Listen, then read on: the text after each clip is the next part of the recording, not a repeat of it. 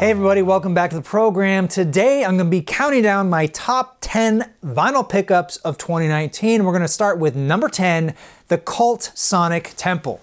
This was a gift from a viewer of the show, Scott. He was so kind. He sent me a bunch of other records as well.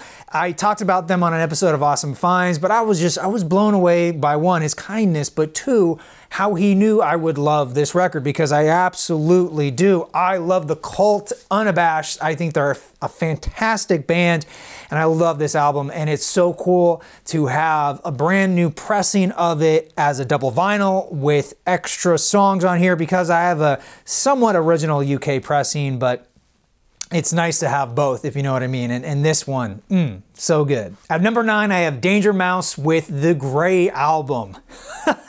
So yeah, this is a bootleg, I know, but I bought it to be a prop for my upcoming album review of Demon Days by the Gorillaz, because this is a significant part of that story.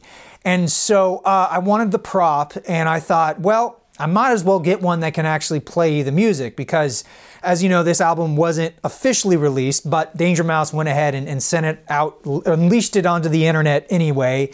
And I got caught up in it, man. I heard about it. It was like an internet rumor. I finally got a copy of it, put it on the computer, and I just loved the blend of Jay-Z and the Beatles. I thought he did a fantastic job, and it's no wonder that this is the primary reason that Damon asked him to be the producer of Demon Days. It was, he was just so impressed with the work on here. And so I thought, you know what, for 40 bucks, I think it was $45, I might as well get this. I really do love the cartoon cover of this. There's other ones out there that are just kind of gray.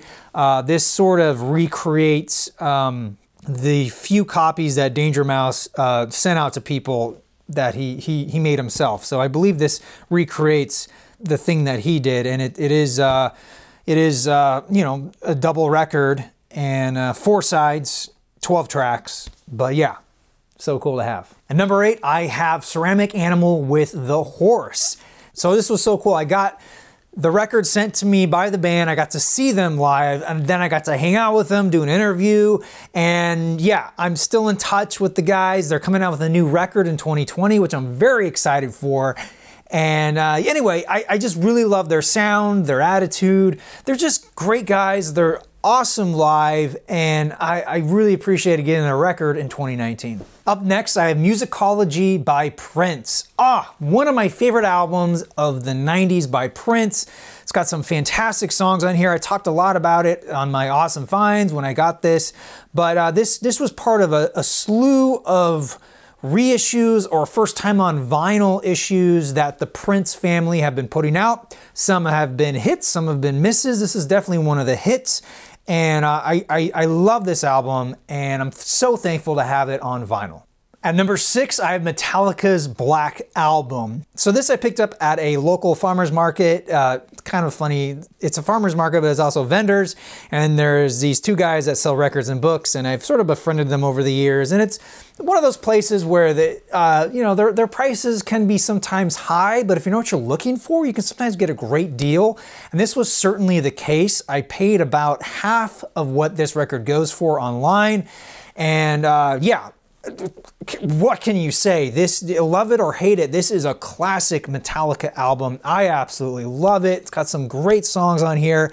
And this is a very interesting pressing. It's from the UK. It's called Simply Vinyl. It came out around 2000. It's on 200-gram vinyl. Sounds fantastic. But the thing is like, it's one of the more desirable versions of the Black Album. It's not, I don't know if it's the best out there, but it was certainly interesting to find in the US, because I had never heard of Simply Vinyl. I don't think they're around anymore. And I like finding stuff like that, like things that I wouldn't say they were trying to compete with Mobile Fidelity, but I like finding examples of these different reissue labels that have come and sometimes gone away, such as Simply Vinyl. So you know, on top of being the Black Album by Metallica, this was just such a cool find in general. So I was very happy to have it.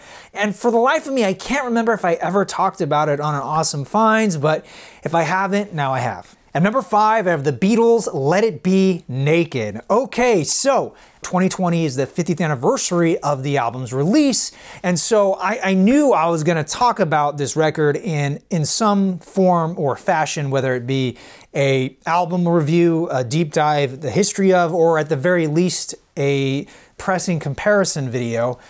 And so, you know, one of those wouldn't be right without having this version of the album, just for, you know, just for kicks and giggles, right? And so I've been debating buying this for a long time just because I don't really need it, and it's around the $45 mark. And then, I don't know, for whatever reason, I just decided to see what prices are on it now, and it doubled. Somehow it doubled in the last few months.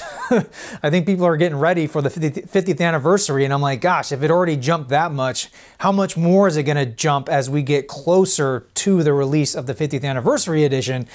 And since it hasn't been reissued since 2003, I really wanted to pick it up, and believe it or not, the Japanese pressing was the same price as the UK or the US pressing. In some cases, it was less money. So I found a copy in the US, so I didn't have to pay extra for shipping. And I thought, how cool would it be to have the Obi strip on the side? And so I have a couple other Japanese pressings, but nothing that isn't Japanese music. So this was the first time I had an album like this, you know, I shouldn't call this a classic album because it was a remix in itself, but you understand what I'm saying. Having a Beatles record pressed in Japan, it's just really cool. It's getting me excited for the 50th anniversary of this record, and I can't wait to see the documentary that Peter Jackson comes up with for all the footage that was shot. He says that it kind of rewrites history, so that sounds pretty cool. I can't wait for that. At number 4, I have Buckingham Nicks' self-titled debut album. This is one of those holy grails for my collection. I've been looking for this record for as long as I've been collecting, and it's just always eluded me. I haven't even really come across it at a store. And it's not like it's that rare, it's just hasn't been repressed more than once, so there's not a lot of copies. People tend to hang on to them. And so anyway, I just kind of put it off until I found a good deal on it. Well, as I talked about it on my Awesome Finds when I featured this album, Nate from the Vinyl Guide podcast actually sent this to me from Australia, which I am very, very grateful.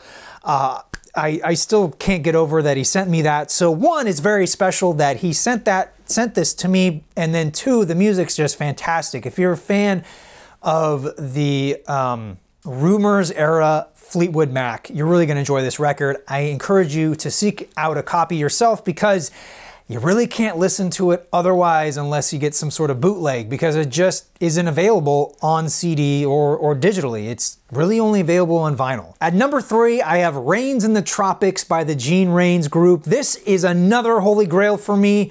It's an Exotica record that is extremely hard to find, valuable, and only available on vinyl. So those 3 things make it a triple-digit record, and I did pay top dollar for this.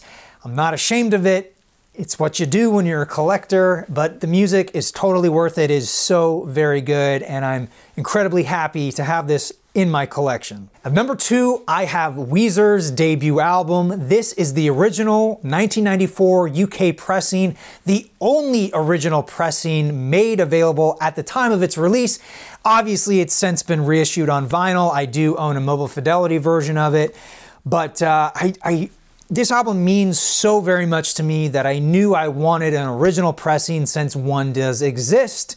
And I was so very happy to find this for a decent price. I paid around $100, $120 shipped for this record. It came from Japan, so obviously you got to pay a little bit more for shipping, but so happy to have this now in my collection. You're starting to see a theme here, obviously. And finally, at the number 1 spot, I have Abbey Road by the Beatles. Oh my goodness, 2019 was the year of Abbey Road for me. I put out a lot of content related to it. I got to walk the actual crosswalk in London. I got to go to Abbey Road Studios.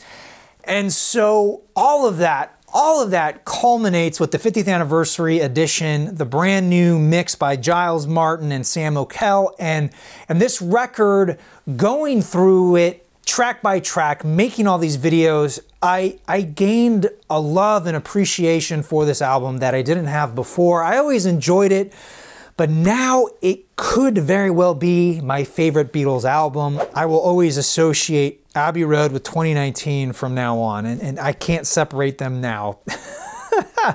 As strange as that sounds. So anyway, those are my top 10 album pickups, vinyl pickups of 2019.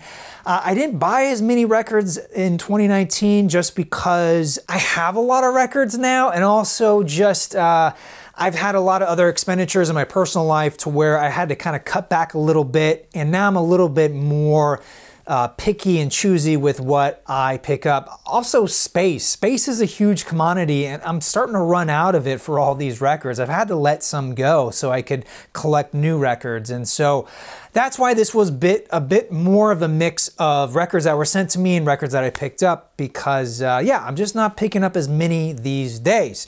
Anyway guys, let me know which of these were your favorites. Until then, thank you so much for watching. I'm your Vinyl Geek, and I'll catch you on the flip side. Hey everyone, thanks again for watching the last of my best of 2019. Be sure to check out my top 10 albums as well as my top 10 artists that I discovered in 2019.